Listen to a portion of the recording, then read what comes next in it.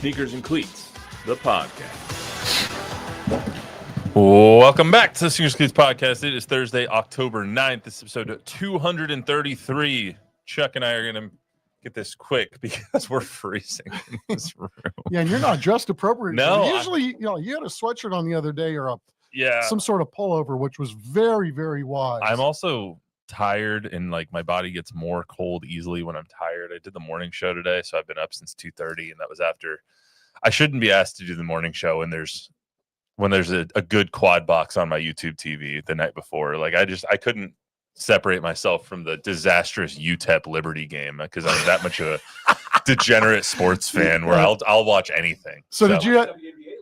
You?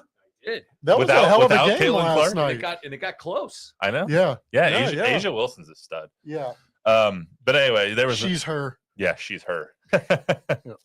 Hockey on last night. There was playoff baseball on last night. There was a Spurs game that we're going to talk about here last night, and there was NCAA football. Even though Montana State and Middle Tennessee State, I think I was one of 4 people watching that game. Yeah. So that was So some bad I'm football. guessing the reason why you were watching was because you had some action on that game last night. No, I'm just a degenerate sports college. fan. I Okay. just love watching football. I did have the under, which hit, but besides Okay, that, but you did have you were action right. on it. You were Okay. right. But I also would have watched it even if I didn't. Okay.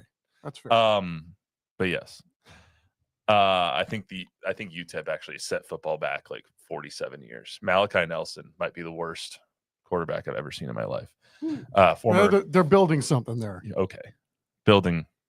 They had one first down in the first half. Anyway, subscribe to the YouTube channel News 4 Fox SA. Download, rate, review the podcast version wherever you get your podcast. We're going to talk Spurs today, Cowboys, and we have our TNL preview.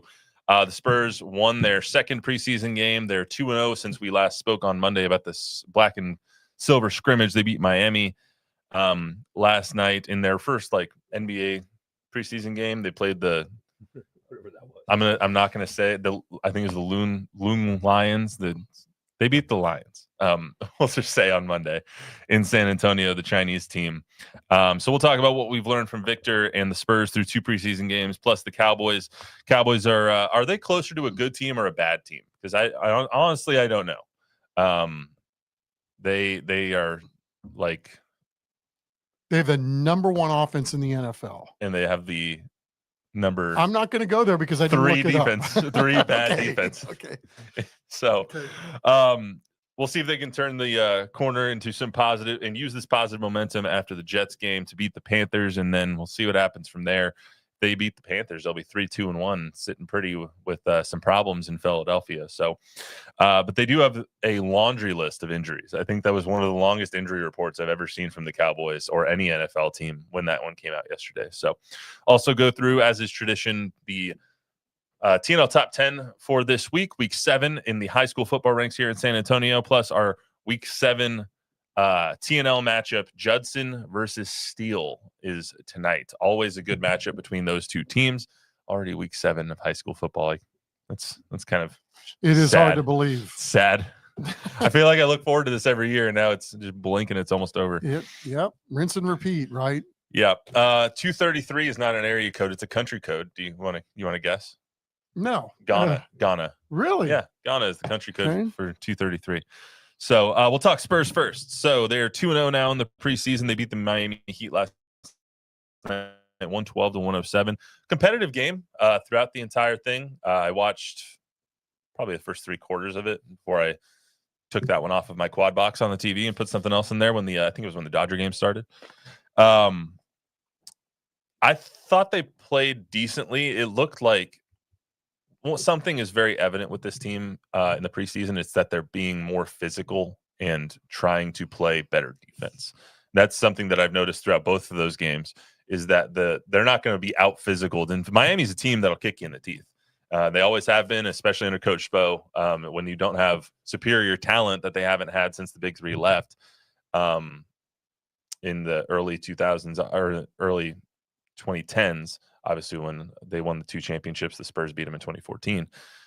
They don't have that kind of upper end talent now. So they're always that kind of gritty team we're going to beat you with by just grinding it out every game. And so they're one of the most physical teams in the NBA. And I thought that So Wemby got pushed around a little bit early in that game yesterday, and then kind of got his footing. He was like, this is what it's like to be hit again. This is, you can kind of see that light bulb click on about halfway through the second quarter.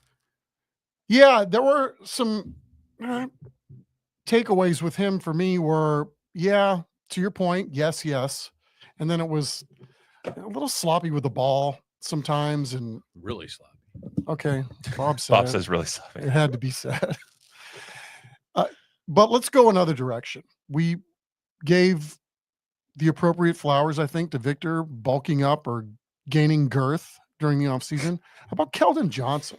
Yeah. Like, where's slender, sleek Keldon Johnson and, this move to become a more of a slasher, blah, blah, blah. Well, he, I think, turned into that, but he too looks like he put on some freaking jackness as well. Well, he looked really good last night. We saw throughout the offseason him training with much more in the boxing ring than he was on the NBA court. Like he was trying to kind of train his body in a different way. And we saw him training with David Cardenas. We saw him training with a couple of other boxers here in San Antonio.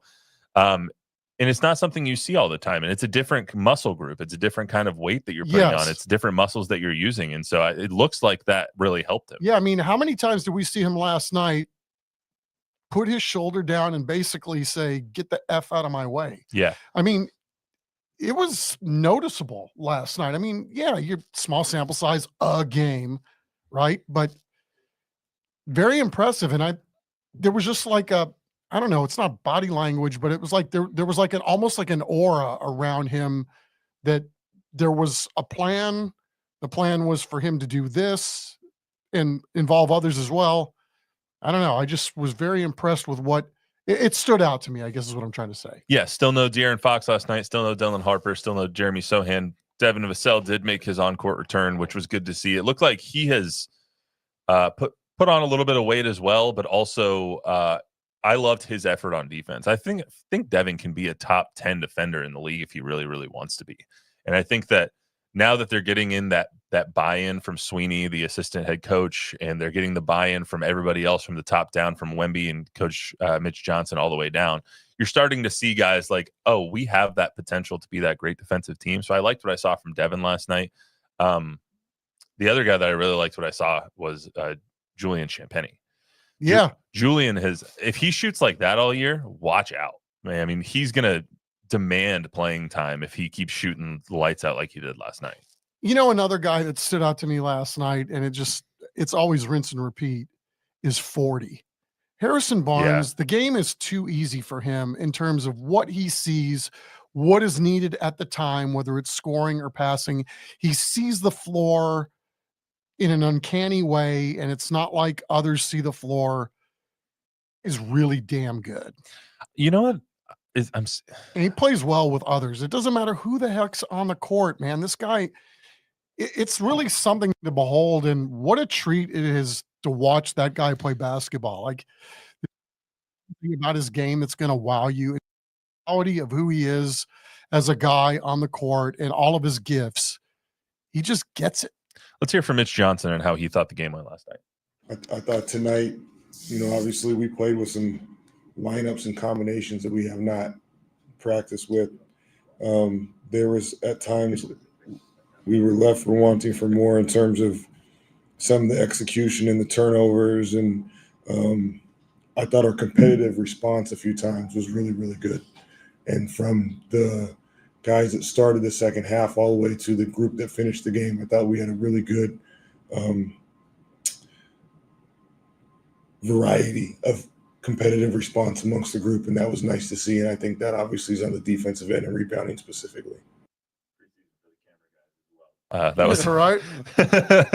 But speaking of the lineups that started last night, the starting lineup last night was interesting. Keldon, Devin, Julian, Wemby, and Harrison. You didn't have a true point guard, and maybe that's because both of their true point guards were hurt. Steph Castle didn't play last night either, so all of their starting point guards were not on the floor.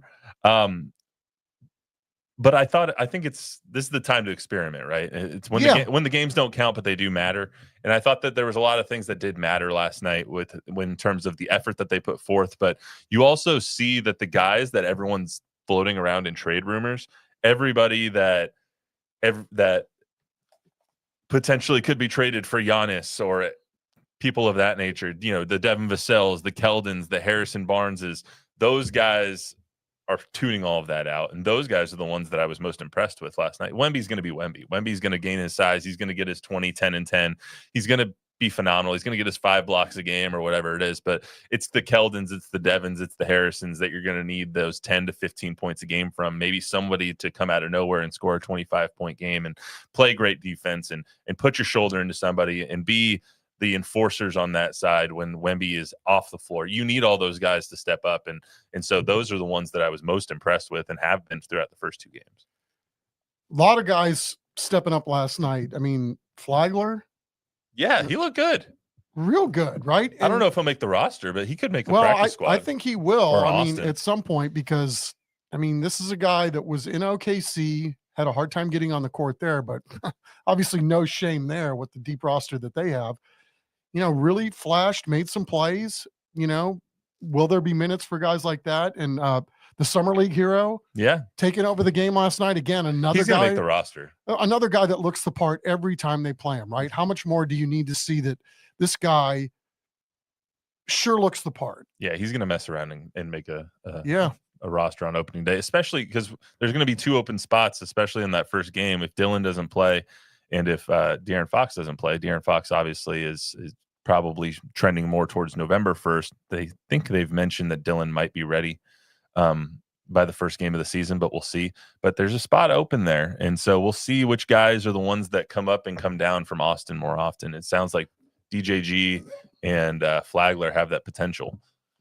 I know I'm supposed to be here to talk about what people are saying in the comments, but I have a couple of comments myself. All right, let's hear it. Man, what's his name? Jones Garcia. Yeah. He just stands out. Every time he's on the court, he's playing well. And then there was I didn't even know who number 17 was. Stanley Umudi. Yeah, it's a San Antonio kid. He looks good. He looks like he belongs on the floor. He had some really good basketball moves. He was moving fast and had great side-to-side athleticism. I was really impressed by that kid. Amudier. All right, from the comments. So Tom said something that you'll probably get to later. Hi, Tom. Hello, Tom. Robert Smith said the troubling trend I'm seeing is Victor's ball handling needs to improve. I see defenders going after his dribble a lot now. Very concerned here. And Tom had a comment saying, I wish Wemby would stop jumping for up fakes when the other player is flat-footed. He's going to get hurt. Fair. Another guy that I think that a lot of people have seen kind of jump off the screen, figuratively, is Carter Bryant. Yeah. Carter Bryant has played extremely well over the first 2 weeks or 2 games. One thing that he needs to improve on is his 3-point shooting. He still hasn't shot the ball very well so far in his first 2 games. And that's one thing that they are going to be relying on him as kind of that 3-and-D guy if he does end up making the roster. But I don't know if after 3 more games and after the practices that they're seeing through training camp, if you can keep him off of the opening day roster. I don't know if he belongs in Austin anymore. And I think there was a time this summer when we were like, yeah, he's going to be in Austin so we can get some playing time. He still might, but I think he spends more time with the pro club. Yeah, I think the sentiment this summer was that he wouldn't be in Austin. I don't know. It's going to be hard with all of the guys that have been in the program. To me, like I pointed out the other night, he made a layup. He's underneath the cup. Yeah. And then he beat everybody's ass down the floor and almost made a play on the other end to reject a layup. He didn't. But the fact that he wasn't even running full speed and can cut the court, you can see this man's gifts are more vast than just him running down the court, right? He can jump, he can shoot, he can do all these things. But I think right now the game might be a little bit, which you would expect. He's 19 years old, playing in the NBA. The game might be a tick too quick for him right now. What will benefit Carter Bryant a lot, dude, is playing. Like, and he's not going to play a lot right now. So there will be a lot of benefit from him playing in Austin and playing with other guys that are similar to him in age and, you know, in terms of, trying to make that leap to being a guy in the NBA that can contribute. Yeah. I mean, here's what I don't know, because I'm not a scout and I'm not a developmental coach in the NBA, is do 12 to 15 minutes with the San Antonio Spurs do as much for his development as 30 minutes with the Austin Spurs do? And that's just what I don't know. Like, because he probably would carve that out 10 to 15 minutes a game with the San Antonio Spurs if he's playing good defense and if he's giving all the effort that he can, which every indication is that he will. If he's shooting the ball a little bit better, he can probably carve out a good little role with the Spurs. But is 35 minutes a game with the Austin Spurs going to do more for his development? That's what they're really thinking about. So, yes, I think what you're saying is apt. The problem is that you can't be like kicking the tires on a player in an NBA game for 12 to 13 minutes a night. Games would be won and lost if somebody is not ready to play. It's like you have to see these things in practice, preseason games, every single day for you to go, okay, this player, regardless of where they've drafted him, has earned the right to get on the court and play with these other guys that have also had to go through a similar route to get to where they were in order to play. Well, it just depends on where what they're prioritizing. If they can think that he's ready to play 10 to 15 minutes in the NBA, but will that benefit him or will that benefit the team as long-term as him playing in Austin for 30 to 35 minutes? I mean, they can think that he's an NBA player right now and still have him in Austin. Yes. So that's the thing. It's Yes. like, I don't know what benefits him the most, but I would love to see him with the Spurs because I think that he brings the true kind of grit to a team that is trying to get grittier, if that makes any sense. 100%. I also want to talk about this. A little bit earlier this week, we saw Coach Popovich back at practice. Didn't see him walking around or anything like that. There was a cane next to him. He was visibly moving better, according to people that were there, according to our photog Jack Green as well, who saw him. He was kind of talking to Jeremy. He was kind of talking to Carter Bryant. He was speaking to a few of the players right behind where Wemby was shooting during shoot around. So it was good. It was good to see him healthy and moving around and there at practice, still kind of talking to players and being around the game that he's devoted his entire life to. And the second thing about that is he is still such a benefit to players like a Carter Bryant and Jeremy and this entire young team. And that's before his stroke. That's why he said he kept coaching, is because it made him feel young again. It made him want to continue to coach, being around these young guys. And this is what Carter Bryant had to say when asked about his conversation with Coach Pop. Being able to see him, like have him in my presence and be in his presence and understand like I can go walk and sit down next to him and he knows who I am and he's going to try to do everything in his power to give me knowledge when I ask. He walked on the court, was like, I want you to focus on these things. Like, if you do this, you're going to be good. So just having him is a beautiful thing. I'm so grateful. I'm so grateful to have a powerful basketball mind like him. Chuck, what can Coach Pop do, and how important is it for him to still be around these young players as they move forward? Dude, I mean, it's an invaluable dearth of knowledge that's available. It's like having the Library of Congress for basketball right there if you're a young player. I mean, the one thing that was really cool that Pop did all through the decades while he was here was he would bring coaching legends in for days, weeks, whatever. I mean, we had John Wooden here for practices, and you're thinking, what a cool thing, or what a cool resource for a player to, all these coaches, all these legends have all these things that they've achieved, obviously, but they've all gone about it pretty much in different ways, right? So what are the nuanced things that a guy like Carter Bryant can learn from Pop, who's been there, done that, pretty much seen it all, right? Just like Pop would bring in a John Wooden, like if you aspire to be great, why wouldn't you want to be able to pull in some of these resources? Yeah, to have Pop there every single day for these young guys and old guys, young coaches.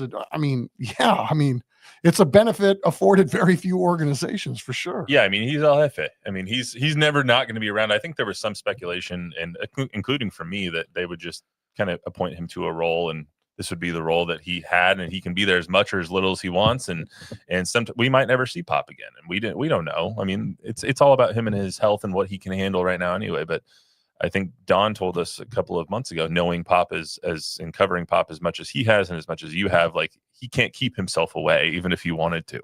Yeah. So he'll be there as much as he can, and that can only be a good thing 100% for the entire organization, for Mitch as he continues to learn how to coach and learn how to be an NBA head coach and a successful one at that. Why not lean on the GOAT that I'll hit the table when I want, Luis.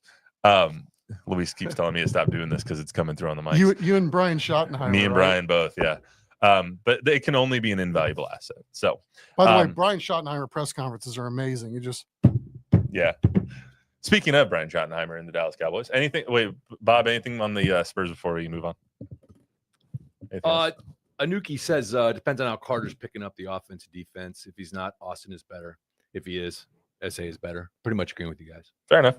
All right, let's move on to the Cowboys. good take, dude. So the Cowboys, We agree. the Cowboys are playing the Panthers this weekend in Carolina. They are 3.5-point road favorites over the Carolina Panthers. Over unders 49.5. I'm still skeptical.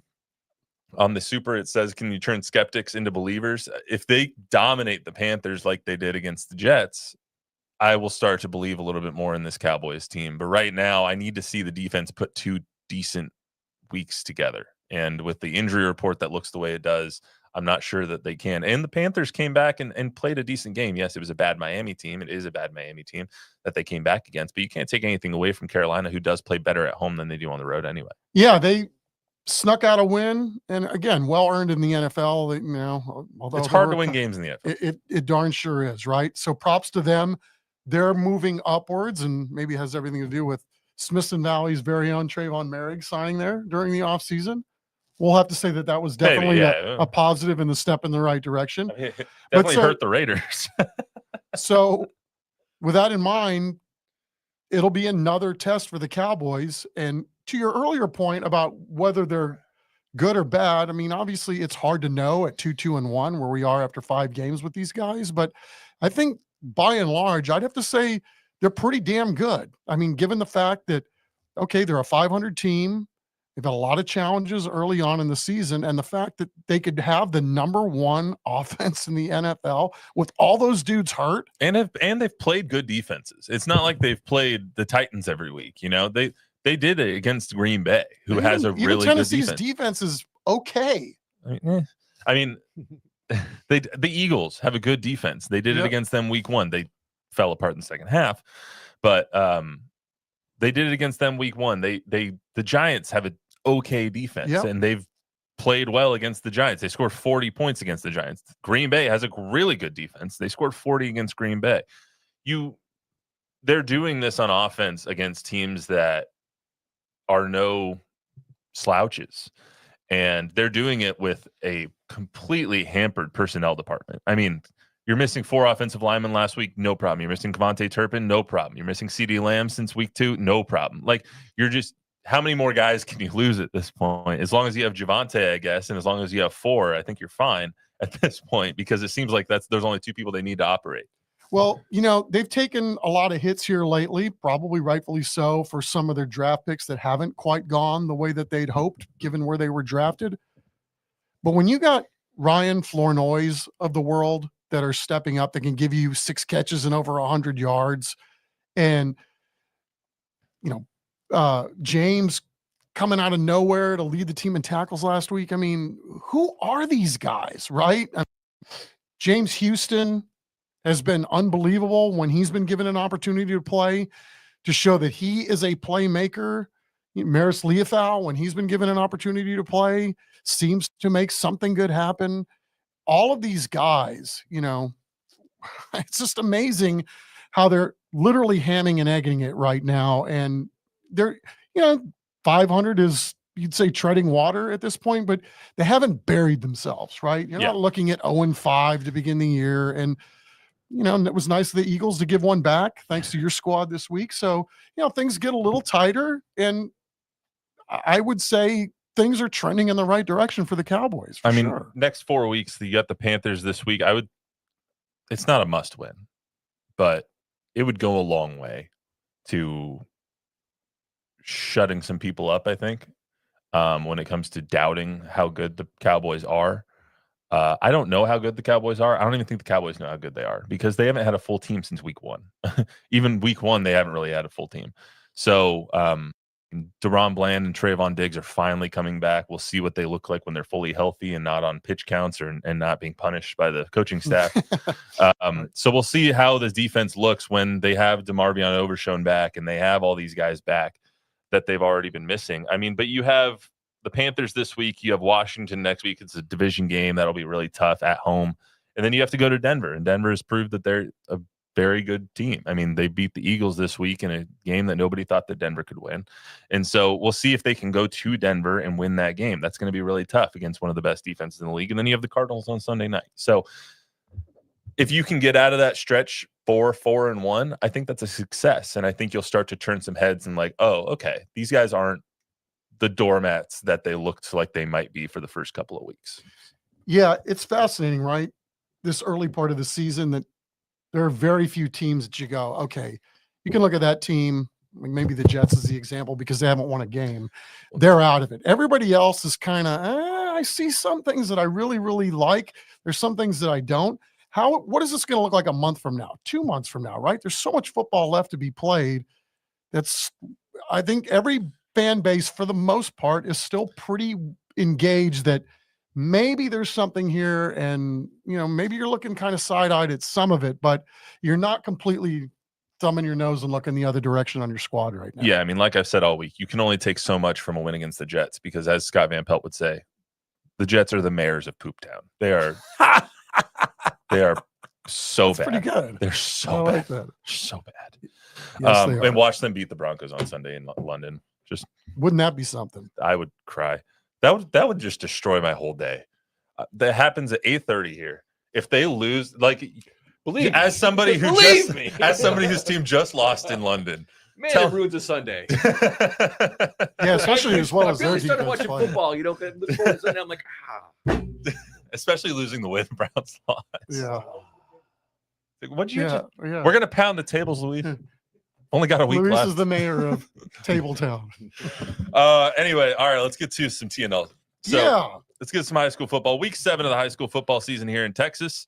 We'll go over our TNL 10 for this week and also our TNL matchup of the week, which is Steele versus their rival, the Judson Rockets. So we'll kind of rocket through, pun intended, some of these here and stop me whenever you will have something to interject. Might be redundant because our poll looks exactly pretty similar to last week. Almost the exact same.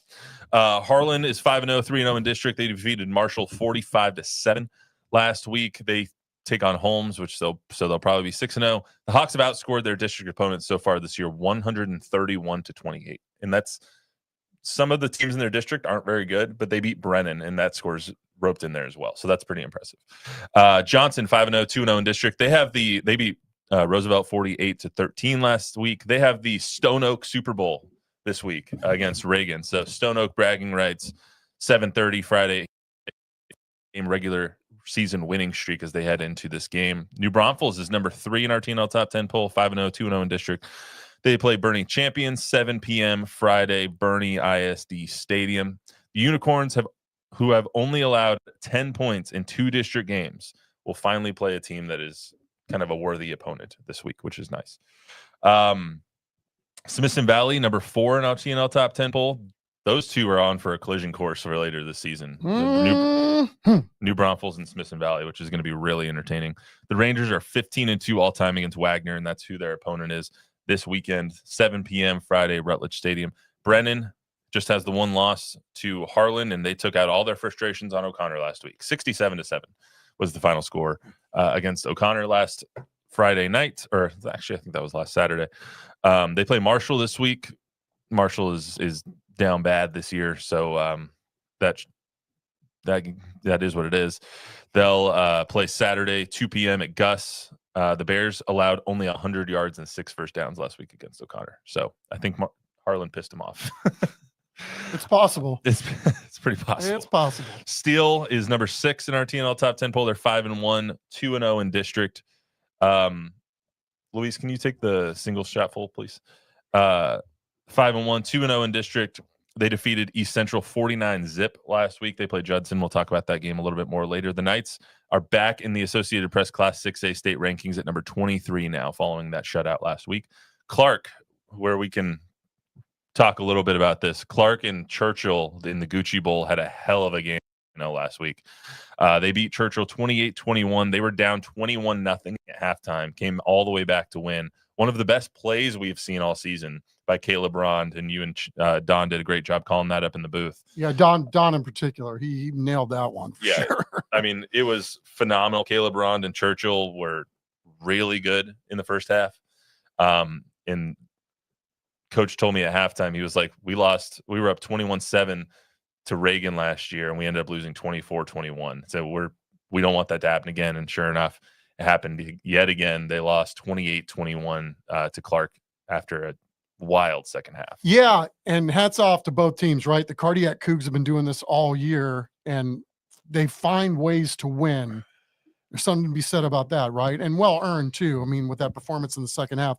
And then shout out to Churchill. I mean, I know we brought it up in the broadcast, but you go into a game with 8-9 players that you're counting on out. Yeah. That's a tough road to overcome, but it just goes to show you the job that everybody's doing over there at Churchill, hanging in there and, doing the best they can. Sometimes when you don't have everything at your disposal that you'd like to have. Yeah, absolutely. I mean, hats off to Churchill, but hats off to Clark and Coach Geist over there, who are now 5-0, 2-0 in district and still number 7 in our TNL top 10 poll. Southwest is 5-0, 3-0 in district. They had their first shutout of the season last week against Southside. They won 33-0. They play South San, which should be a pretty good game this Friday, tomorrow. 7:30 at Dragon Stadium. Bernie 4-1, 1-0 in district. They had a bye last week. They play Harlandale 7 p.m. at Harlandale Memorial Stadium on Friday.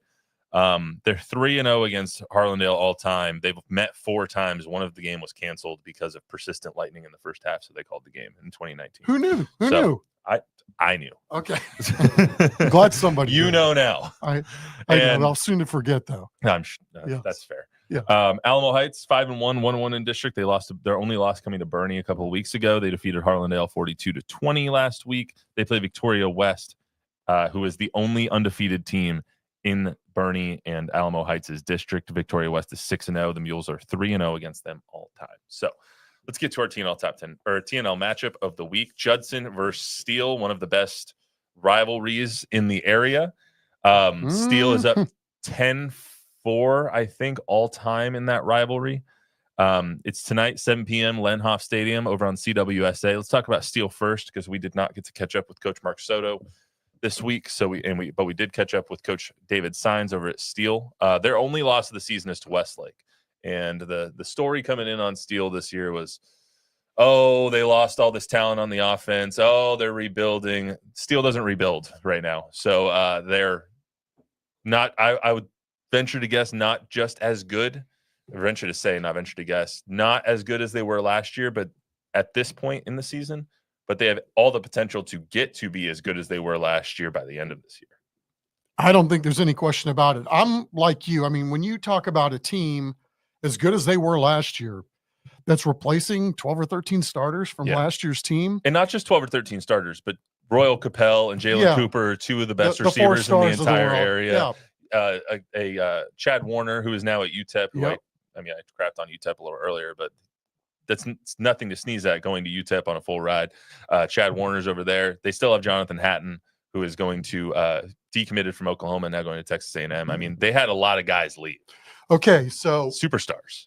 But here's what they also have other things going on. We'll roll some of this out more tonight. But dude, they got a defensive back / safety that's 6'3", 200 pounds, and has offers from Michigan, Ohio State, Texas, A&M. He's an underclassman. I mean, is that good? So yes. So with that in mind, I guess we can take it a little further than maybe you actually wanted to. But so like yesterday when I was talking to Coach Sines, it's like I wanted to get him to try to talk about himself. It's like, I mean, his regular season record is absolutely ridiculous. I mean, it's 80 plus something up and only like 20 something down. I mean, it's amazing what he's done to sustain the excellence over there at Steele. He's been with the school since 2007, and I think he got the head job in 2017. But it's like, dude, look, there's been so many good players. A lot of schools have good players. There has to be something more you can tell me about Why does this keep happening? Why do you have all of these dudes? And he broke it down simply like this, because no matter how many times I asked the question or rephrased, he would not talk about himself or the job that his staff has done over there, raising these people or these kids into 4 and 5 stars. And he said, back in the day when Malcolm Brown and that crew was there, our best players at the time were the hardest working kids on the team. And even the middle school kids saw the middle school kids that were coming up, the Malcolm Browns of the world, and how they worked. And then if you want to be great like Malcolm Brown, that you got to work like Malcolm Brown. Like, this stuff doesn't happen. And even if you work like Malcolm Brown, doesn't mean that you're going to end up being Malcolm Brown and having an 8-9 year career in the NFL. But because they've had so many guys like that over time, where their best players were their hardest workers, their most solid citizens, that I hate to use the words culture because I don't want Coach Gutierrez at Jay to come smack me upside the head, but the ecosystem that they've cultivated there has sustained itself over the years, where their dudes have been the hardest workers, the Caden Stearns of the world, that even the middle school kids now are seeing what these guys are doing. And so it's literally been almost 20 years of this. And that's why they keep producing these specimens, for lack of a better term. And it's really, really fascinating to hear him kind of pitch it that way, even though obviously there's more to it than that. Let's hear what he said to Jack Green a little bit earlier this week. Great start, not only to district, but for lack of a better term, for the entire season. It's what's working so well for you guys right now? Right now we're just, coming together, as a team, offensively, defensively, special teams. And, they seem to be picking up anytime we're trying to replace 9 guys on offense and we had to replace 4 or 5 on defense, it can be a little bit of work in progress getting those puzzle pieces together. But they've come together, pretty well these last couple of weeks, and we're just excited about the way that, we're playing in all 3 phases so far. Did they all kind of come together a little faster than maybe even what you kind of thought? Did they gel because of the summer programs? What led to them gelling as quickly as they did? Yeah, we knew we had the pieces, were there. They just hadn't, been out on Friday night yet to show what they could do. We knew we had guys that were, chopping at the bit to get their opportunity. And, they've come in and done a great job of, whether it's film study or sit down with their position coaches and things like that. And it just, just playing at a high level. And, I think a lot of them were just waiting for their chance. And, now that they have their chance, they're taking advantage of it and running with it. You're no stranger to this. You've done this on TNL quite a few times. It's what is that moment like for the entire Steel Night community, the band, the pep squad, to get showcased for all the South Texas? Oh yeah, it's awesome. We love it. We love when Thursday Night Lights comes. And is able to broadcast. Not only for our football team, but like you mentioned with the whole entire Thursday night experience or Friday night experience, whether it's the band, the cheer, ROTC, it's just a great atmosphere, and it's great for our district too, to showcase all the great things that we have going on at the SUC, whether it's in fine arts or in athletics. Let's not give away any secrets, but it was like, this is a Judson team that can be extremely dangerous because their win-loss record doesn't show it. But there's an awful lot of really great athletes, and if they don't take care of their business, your guys can be in for a little bit more of a dogfight than probably what people would think. What are going to be some of those keys to victory? Yeah, of course. We told our guys, we just got through meeting with them this morning, and it's a rivalry, and you throw out. It doesn't matter what the records are. It doesn't matter. What happened up to this point. We better be ready to play for 4 quarters. Coach Soto does a great job in all 3 phases, and they've had some tight games that could have gone either way that they played so far this year. So we got to make sure that we're prepared, and we got to take care of the football on offense, eliminate our pre-snap penalties on offense, and then defensively we got to just continue to fly around and not give up a big play and make them have to drive the field if they're going to try to get in the end zone. On the other side of things, Coach Mark Soto and the Judson Rockets, 2-3 this year, 1-1 so far in district. They started off the season about as rough as possible on TNL. 45-7 is what they lost to Johnson. Coach Soto always has his guys ready, but I think even he would say that they're not playing as well as he expects them to.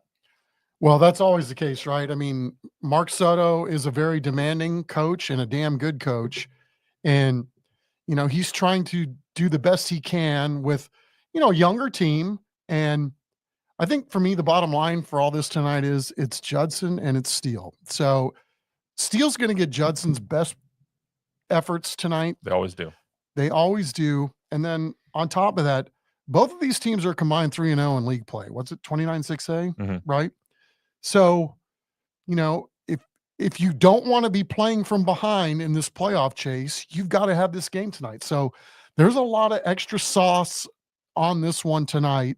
And, you know, we're getting down to the nitty gritty where teams are going to either say that they're playoff teams or start to make their move and separate themselves from those that aren't going to make the playoffs. And so we're going to have a good old-fashioned backyard brawl tonight. I can almost guarantee it. Yeah, and this is one of those games where it could be a measuring stick for Coach Soto and his team. How good do you think you are, and how good are you? I mean, we heard from Coach Soto before the season say, I expect this team to make the playoffs and win multiple games in the playoffs, go multiple rounds in the playoffs. Okay, this is who you're going to have to play in the playoffs. It's teams like Steele. Sure. So let's see how good you are. And so we'll find that out tonight. Anyway, it's always great between Judson and Steele. They started their matchups really in 2010. They had an intense double OT win by Steele on a 2-point try, and the games are always for playoff positioning or district titles. Two teams that have won state titles in the past, so it's always the allure of these two teams in this game every year is great. That, and if you're just the casual high school fan too, it's always fun to turn on a TV and see multiple 4 stars and a 5-star tonight too. Exactly. One quick thing before we get out of here. Bob, do you want to read Tom's message? Tom said, "Hello, boys. Hello, Tom.